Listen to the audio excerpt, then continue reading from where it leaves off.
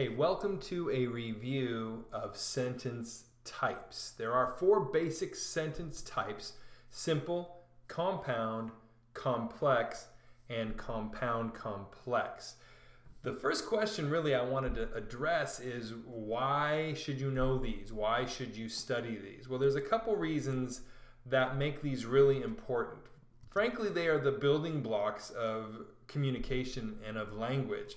But what knowing the sentence types will do it's kind of a threefold thing. One, it will basically help you understand more basic grammatical rules, right? So you're going to understand grammatical rules better. The second thing is for your own writing. Writers must use a mix of sentence types, right? The idea here is a variety. We'll say a variety. The idea is to stay with one sentence type gets repetitive and boring. And as we go through them, you'll see that when you just use simple sentences, you sound really dull and elementary because they're very simple constructions. If you lean towards what we'll teach later, compound complex, your writing feels very heavy and can feel kind of muddled and weighed down. So as a writer, part of your job or your duty to your audience is to make your writing interesting. And to make it interesting, you have to have a variety or a mixture of types of sentences that you're using. And the last big reason, and this one doesn't apply to everybody, but it applies to anyone that feasibly could be going to college at some point, is that some college placement exams, well, they're about grammar.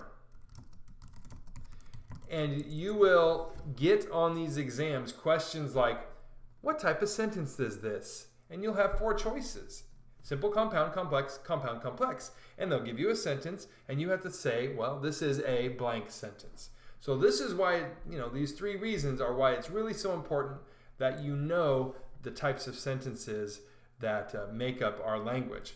This video in particular is going to deal with the simple sentence because really, I don't want to say it's the most complex, but there's so much that could go on with the simple sentence, and it's still a simple sentence, that you really have to be aware of that, because you're going to struggle with figuring out, well, what's a compound and what's a complex if you don't understand everything that can happen in a simple sentence. So really, this will take the longest to explain, and then simple sentences make up all the rest. It's combinations of simple sentences.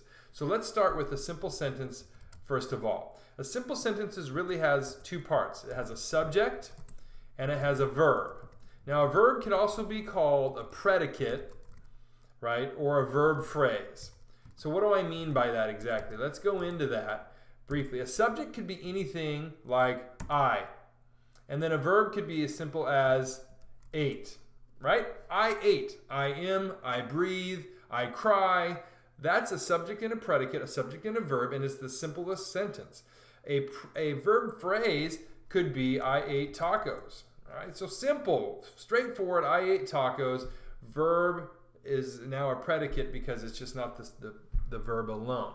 Right, so what can happen here with a simple sentence that you can add to it? There's a lot you can add to it. I put a list here over on the left-hand side of the screen, that tells you some of the things that can happen in a simple sentence that doesn't change the fact that it's a simple sentence.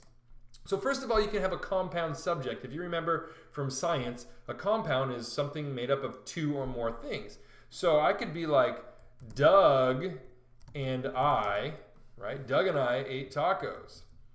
So I'm going to actually put the original stuff in lowercase so that you can see what I'm adding. So Doug and I ate tacos. I now have a compound subject. There's 2 of us that are eating tacos together. Also, you could have a compound verb, meaning you can have 2 things that Doug and I did. We ate tacos and had dessert.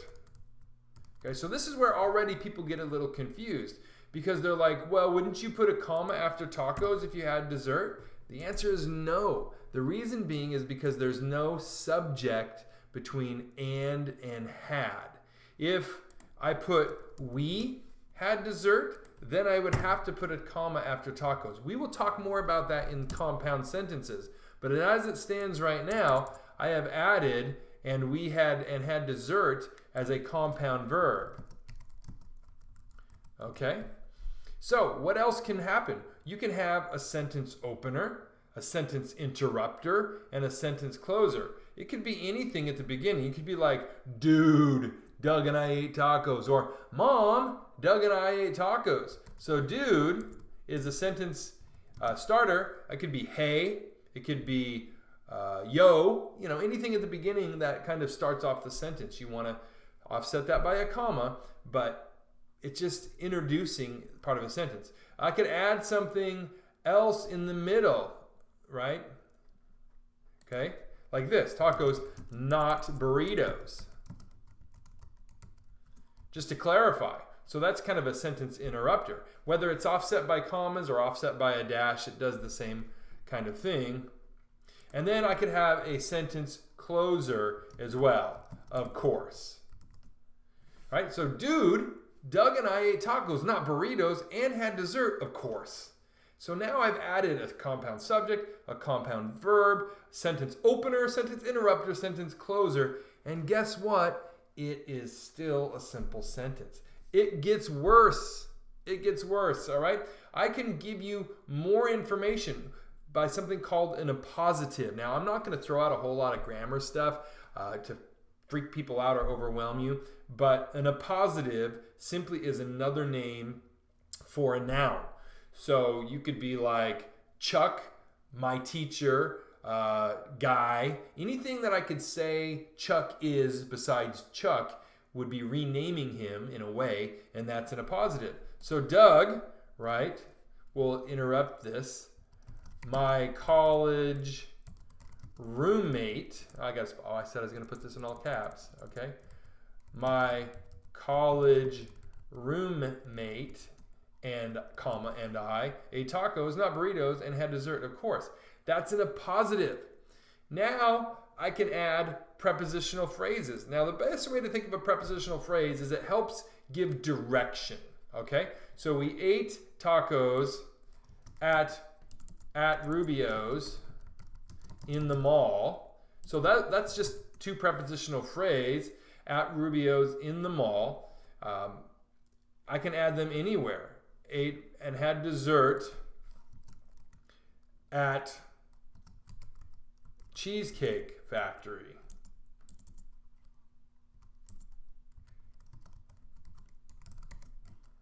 After eating, okay? Okay, there you go.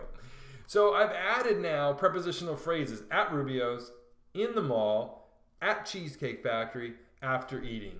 So I've added quite a few things here. And the other thing I can also add, of course, is adjectives. I can describe these kinds of things and had delicious, comma, fattening, dessert. All right, so I've added these descriptors here, adjectives, and I put a comma between the adjectives because they're what you call coordinate adjectives, meaning that I could switch the place. I could say fattening delicious or delicious fattening, or I could put an and in between, delicious and fattening or fattening and delicious. It doesn't make any difference as to the order or if I can put the word and. There are some adjectives that are called cumulative adjectives that kind of add up that you can't do that to. So if I said, bring several sharp pencils to the test, you can't put an and in between those adjectives. You would not say, bring several and sharp pencils, nor could you reverse them. You could not say, bring sharp several. It doesn't work. So that's how you know whether or not to put a comma in between adjectives. And again, and I hate to use grammar terms like this, but participial phrases are ing phrases, right? With a verb with an ing. So here's how I would do that. Of course, talking non-stop. Doug's a chatty guy. So my original sentence was, I ate. And then we added the direct object, what we ate, which was tacos. And then I added all kinds of stuff. So this first original sentence, I ate, has become, dude, Doug, my college roommate, and I ate tacos at Rubio's in the mall, not burritos, and had delicious fattening dessert at Cheesecake Factory after eating, of course, talking non-stop. Now, that's kind of awkward and long, I know. But the point being was that I can put all of these things into a simple sentence, and it is still a simple sentence. So as we start talking about compound sentences and complex sentences and compound complex sentences, you're going to see that there's some basic things that you will look for to know when does a simple become a compound and when does a simple become a complex. So that's kind of what we're going to be covering in the next couple of videos, but this was just the simple sentence and what you can do in a simple sentence to still keep it simple. All right, so hopefully that was helpful, and hopefully the next videos will be helpful as well. Thank you for watching. Thanks for watching, and I would love it if you could subscribe to the channel, maybe share with some people. Here are the rest of the writing workshop videos, plus, just as a bonus, some other stuff you might maybe find interesting. It'd be awesome if you could check it out. Until next time, see you then.